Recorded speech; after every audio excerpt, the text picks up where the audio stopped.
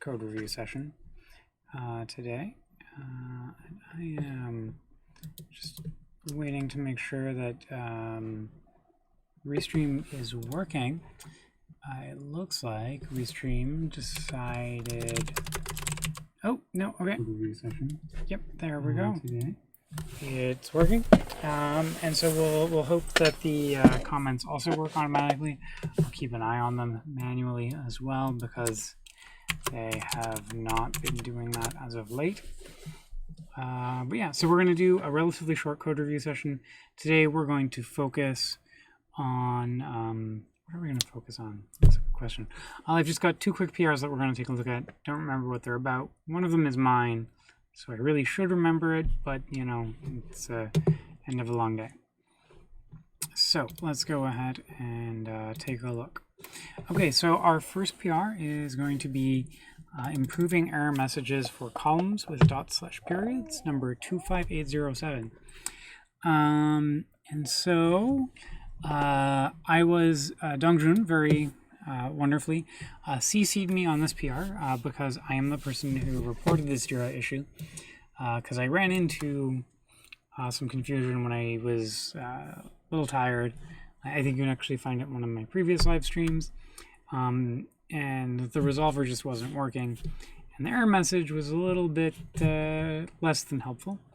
And I thought maybe we could improve the error message a little bit so the next person who comes along and is maybe just a little bit tired would be just fine. So yeah, let's go ahead and take a look at that. So yeah, so this says check the fields to see if they contain the exact column name and error. Add to error message in dataset resolve. Add a test that the extra error message is created. As an additional data check in the else clause, e.g. column resolution fails, and raise a more useful error message. And yeah, I mean, this doesn't really raise any new user-facing functionality. I mean, one could argue that exception message is user-facing functionality, but I think it's okay. We can see that Dongjun reviewed this 3 days ago, and it looks like his all of his suggestions now have this little outdated tag, and that means that for the most part they've addressed those comments. But one of the things is another coworker, or not coworker, another collaborator is asked if this was a duplicate of something, 22208, and apparently there were some concerns in that one. 25162, 25153. I'm not actually sure what 25162 is, so let's go ahead and take a look at this Jira. Okay. Oh yeah. 25162. Resolved duplicate. Okay, yeah. So this was resolved as a duplicate of yeah.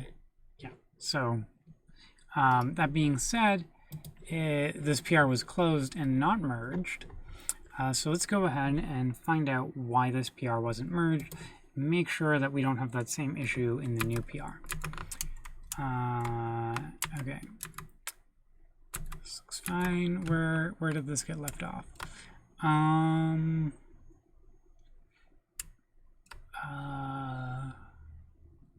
Okay.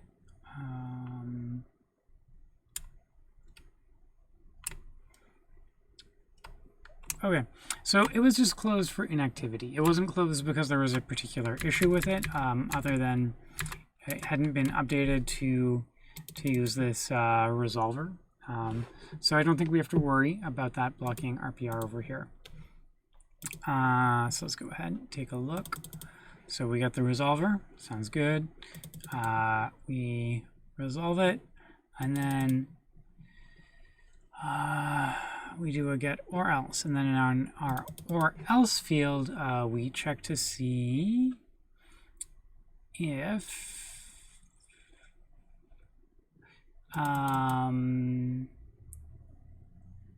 extra message.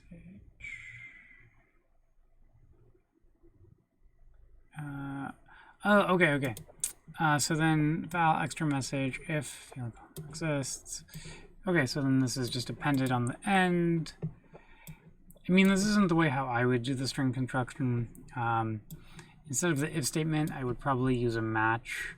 But like really super minor point, and you know, this code is just as easy to read with the if statement. So let's not make the person rewrite it. I think it might actually be their first PR. Let's check. It is their first PR. So yeah, let's not make them rewrite it into a case statement, as you know, it's not all that important. And I do love that they included the test, right? They actually test that the error message is here, and that's great. So here we go. Yeah. I mean, this looks good to me, I would say. Actually, yeah, this looks good to me. Let's scroll down and take a look. JDK 11 test is failing. I don't know why that is. Build with Maven on JDK 11. Interesting question is building with Maven on JDK 11 generally working elsewhere? Something tells me that this is an unrelated failure. But let's, you know, it's possible that we, you know, yeah, this class util thing, this is not a change. This failure is not related to this. Okay. So this is great. I wanna go ahead and say looks good to me. So let's go over here. Review changes. This looks good to me. I believe the JDK 11 failure is unrelated. Actually, let's go ahead and take a look at that. Let's go and look at some other PRs, and if JDK 11 is just failing everywhere, then we'll just call that a party. Yeah, JDK. Yeah, part of me really wants to just merge this. Part of me also doesn't want to, because it looks like this one passed. So what I'm going to go ahead and do is say, this looks good to me pending Jenkins. Pending Jenkins. Pending CI. Let's see if Jenkins retest this, please, is still the magic words to use. So yeah, this looks good to me. I'm not going to go ahead and merge it, because I do want to make sure that that CI issue is unrelated. And generally speaking, like, I just don't feel comfortable merging with a broken CI. I'd much rather we fix the CI issue first before I go ahead and merge things on top of it. You know, if this was like urgent, okay, different situation. But you know, we're not in the middle of a release, and this isn't like a critical fix that needs to get in. So I think it's okay to leave this in a looks good to me state. Hopefully, so we can. I don't actually know how to run the tests anymore. This like changed between Friday and today, so that's a thing that I'm gonna have to look into. I think Jenkins will still kick it back off. I don't. Yeah. Maybe someone can clarify. Also, can someone clarify the GH actions builds? Do we block on those now? because I just, this is new. And anyways, whatever. No rush. So hopefully one of the other committers has been paying more attention to the CI changes, and that'll be good. So that's exciting. We got to approve a pull request. We didn't get to merge it, but we got to approve it. I'm going to go ahead and jump over to the pull request, which I made.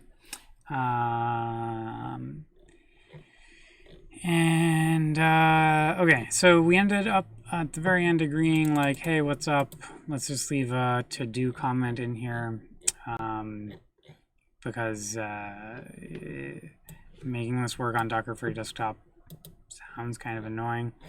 And this is the part that might not work on Docker for Desktop, is this changeover. But the new version of Docker for Desktop is really painful right now to use with Spark, because there's some stuff with the Fabricate version. Long story short, you know, we'll just have a to-do and follow up on that. On the other hand, though, it does look like my PR is failing CI. And it has been rather consistently. So that's great. Which is not exactly unexpected. Because what my PR does, we can go take a look at it, and that part will actually show it. This PR sets up some mounts, and that's cool,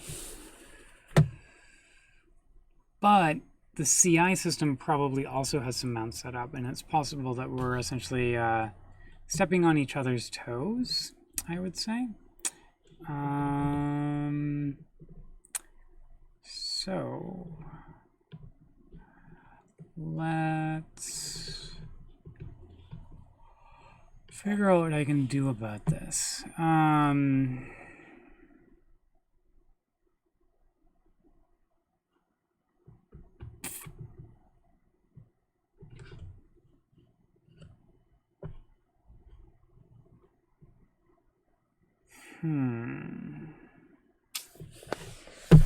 I am not completely sure what I can do about this. So let's go ahead and look at it in CI. Maybe this will give me a bit of a better. I don't care. Okay. DFS read write test line 121.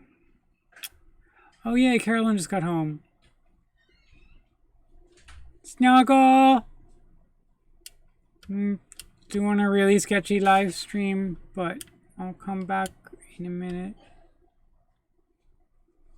So, this is failing to make the directory, OPT, Spark, PV test, DFS read write, temporary, 0, temporary.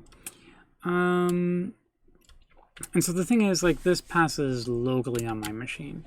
And that's why I made this change, is because right now, for me, with the version of Minikube that I have, this test does not pass locally. And so it looks like something is not super happy. So what would this be? So if we can't create the file, probably means it's not there. So it's using Minikube and KVM. Let's see if what the command is that it's launched Minikube with.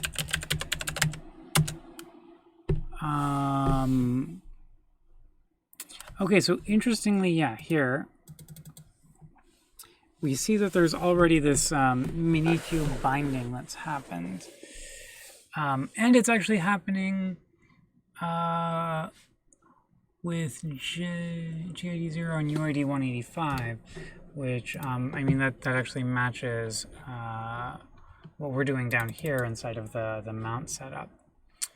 So can we do multiple Minikube mounts? I don't know. Maybe that is the issue. Oh, I could see that being the issue. There might be a flag that I have to add to make this work. So let's go ahead and find that out. Minikube mount -- help. Oh, hey. Hi, friends.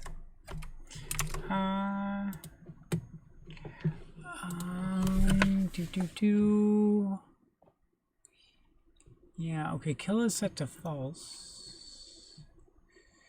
Can I have multiple Minikube mounts at the same time? I don't know. That's a good question.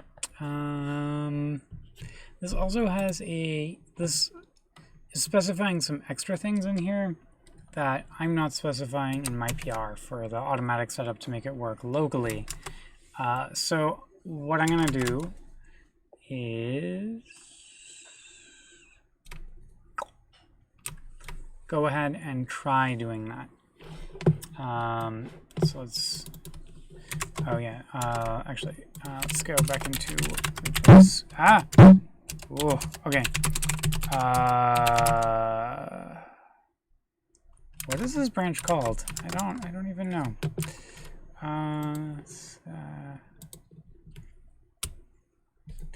Okay.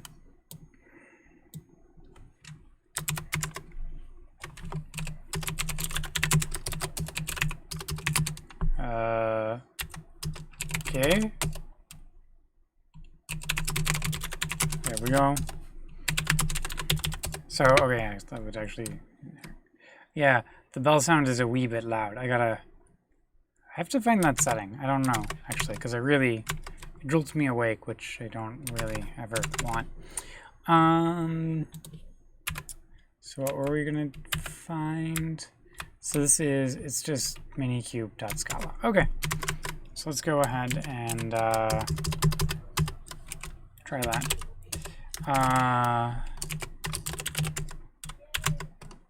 Minikube.scala, and this is going to be line 117. Okay, and then let's go ahead and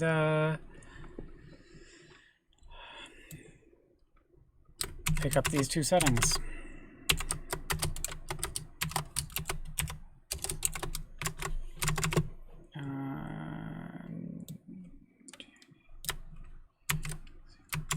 Okay. And so that should do the trick, maybe. I don't know. It's kind of annoying debugging stuff which like only fails in CI, but that's life. So let's go ahead and do that. Try the Minikube mount settings from Jenkins. Cool. So I think that's going to be it. It's 7:20 here, and I promised this was going to be a really, really short one. Tomorrow I will be exploring something. Tomorrow I will be exploring Apache Iceberg at noon Pacific time. It's a new to me project. It's a pretty cool project, but I really haven't done anything with it. And you can sort of see my process for getting familiar with a new project. And then on Wednesday at 6 p.m. Pacific, I'm going to explore setting up Scala medals with Emacs for Apache Spark. And it wasn't until today that I realized I am going to be a little bit high. Hopefully only a little bit, and all very legal. But I have some stuff earlier in the day, which means that I will be just a little bit high. So that one will maybe have a few more detours than normal, and it's not like we normally stay on topic anyways. So with that, thanks for joining me. I'm going to go ahead and go make dinner.